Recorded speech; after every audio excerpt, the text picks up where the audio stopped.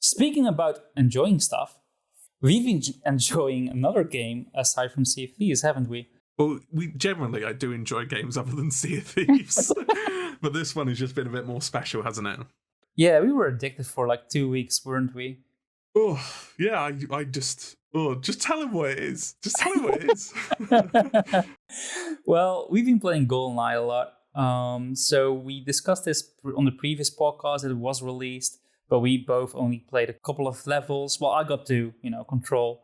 But now we've played a little bit more. We've played so much that both of us finished the entire game on 00 Agent, the highest difficulty.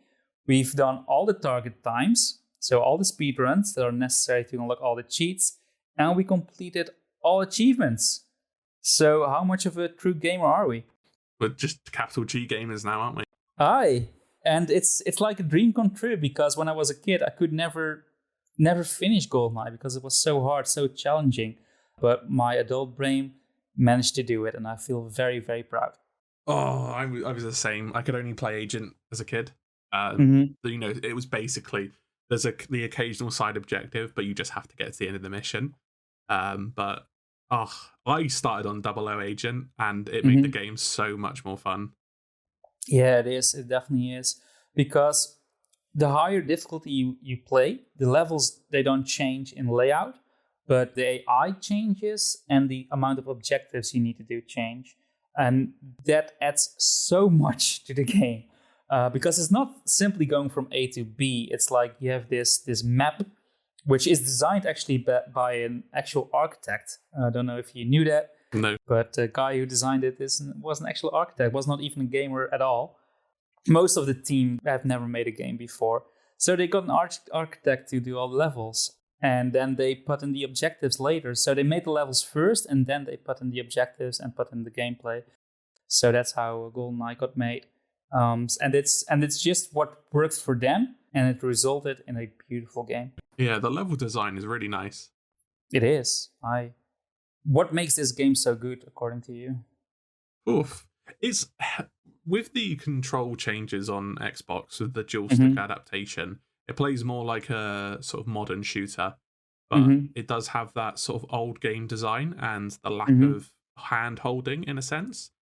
I don't know, it's aged really well with just a little tweak to the controls, which is really impressive for what, a 26-year-old game?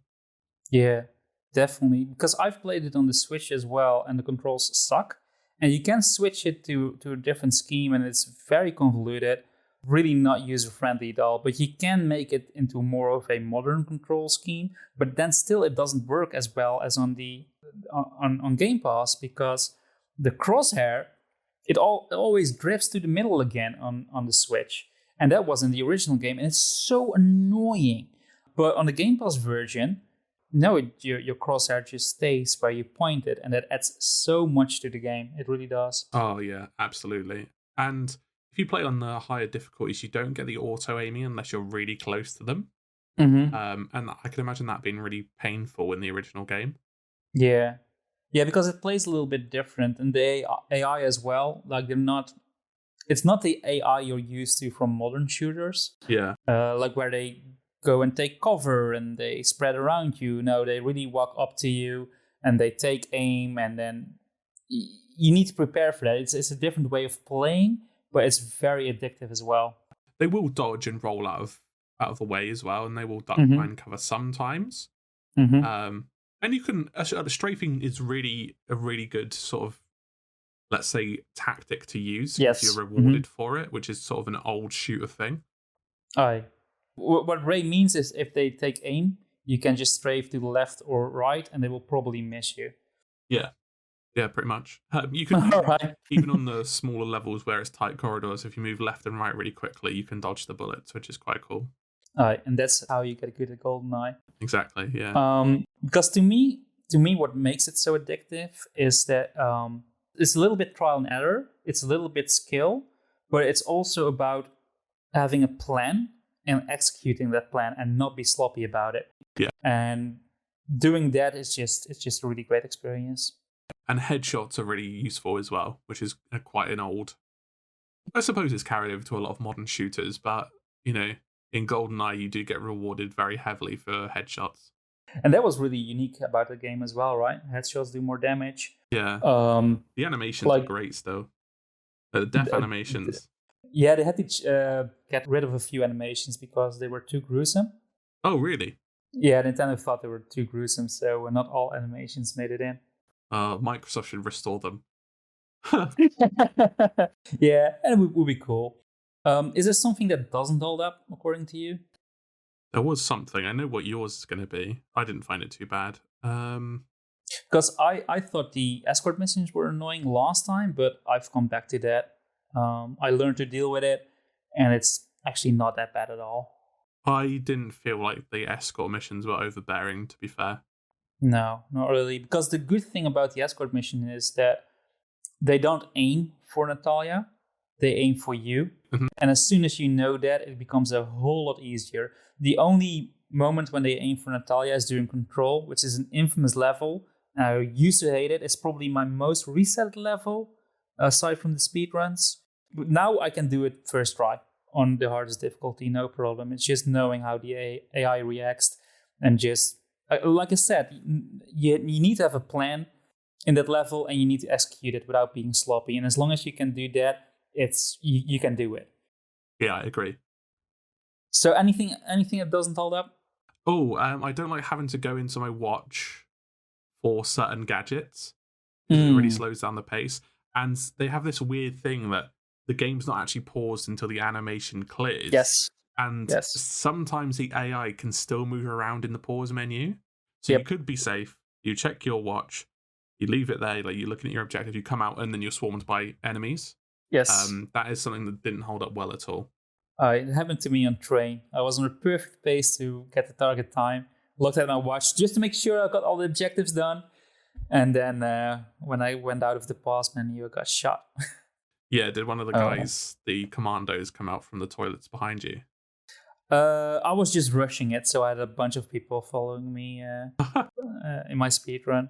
It's good though, like beating the game in 00 Agent is really challenging, but if you're still not done with the game, you can go for the speedruns to unlock the cheats. And some of them are laughably easy, but others, you look at the time, like what is like 120 for archives on the highest difficulty. I'm like, dude, I spent 7 minutes beating that level. How can I do it in just over a minute? But it will happen. It will happen. You look at some strategies online and just trying to execute it. You will die a couple of times, but eventually you get it and it feels so good. What I like about the design as well with the difficult parts, I know if you die, you have to restart the level, but the levels are so short that you can learn sections off by heart. Yes.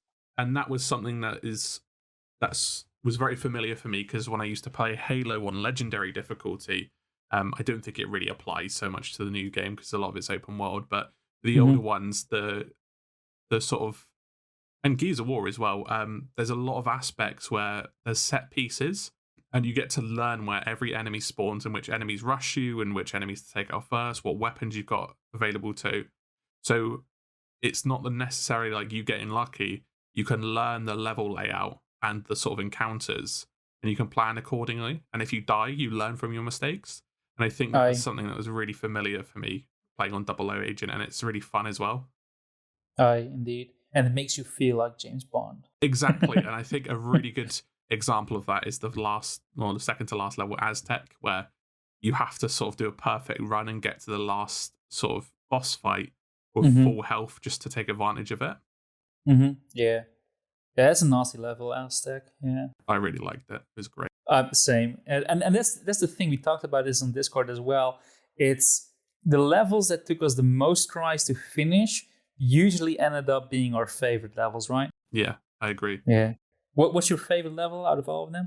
I'm going to say Water Caverns. I thought that was amazing. I like how they give you the really powerful guns, and they give the enemies all the powerful guns as well. So you've got, you're not feeling at a disadvantage. And I just love the assault rifle, the AR. Is it AR-33, the American assault rifle? I wouldn't know. I know the PP7. PP7, fair enough. That gun is just amazing. And when you first get to use it in jungle, and then you carry it over to Water Cavern later on, it's just shreds. And it has bullet penetration as well, which is awesome. same as the laser. It's a really great weapon, and I think you can still use a silence shot if you just fire one bullet. Yeah. That bullet will be silenced, which is a great tip for everybody that wants to play GoldenEye. Like, a single shot doesn't make a noise on any weapon. You need to learn that for one of the missions. And you can shoot through glass as well, and they can't shoot back through glass, so that's another tactic that you will learn to use. It's so great. It's such a great game too. And this shows how revolutionary it was back then, because no other game was doing that at the time. Another tactic I like is that if there's an enemy behind a locked door, you can make a racket and they'll open the door for you. Oh yeah, that's true. Yeah, I've done my speedrun for Facility that way. Just shoot at the ground, so they open the door for you. It saves like 2 seconds, but you need those 2 seconds. You really need it. You really need it if you want to get the target time. That is the hardest achievement in the game, I think. It is, and I managed to do it in 1:37, and I'm really fucking proud of myself. For anyone who doesn't know, the speed run on Facility, which is the second mission in the game, you have to do it on the hardest difficulty, so it's already quite difficult. But there's an element of RNG in it that the other missions don't have. Oh yeah. You have to meet up with an NPC, and if he's not in a specific location, I think it's 1 in 5 or 1 in 6 different locations he could be in. If he's not in 2 out of 6 of them, the run's just dead straight away, and you don't really find out until towards the end. So if you fuck it up or you get trapped somewhere, you have to restart a lot. That's also a fun fact, by the way. That NPC, I think his name is Dr. Doak, which is the real name of one of the developers, and it's also his face. And again, Nintendo. I don't think it was Nintendo. I think Rare wanted it removed, and they removed it out of a build of the game. But then, when the build was being made for release, they added it back in, and nobody noticed. So they got away with that. Chads. Yeah. I mean, they were so ballsy back then in the 90s, Rare. Now we can't have the spit emote because people will use it on their enemies, which we did, to be fair to them. That's true. The only thing that I'm a little bit disappointed about, but it's actually a good thing, like I made a top 10 favorite Rare games, and GoldenEye is not in the top 10, but it is now, so maybe I'll do a revision of that list. Sort your life out. GoldenEye is a top tier game. It's a 10 out of 10 for me. Yeah, same for me, 10 out of 10, no question about it.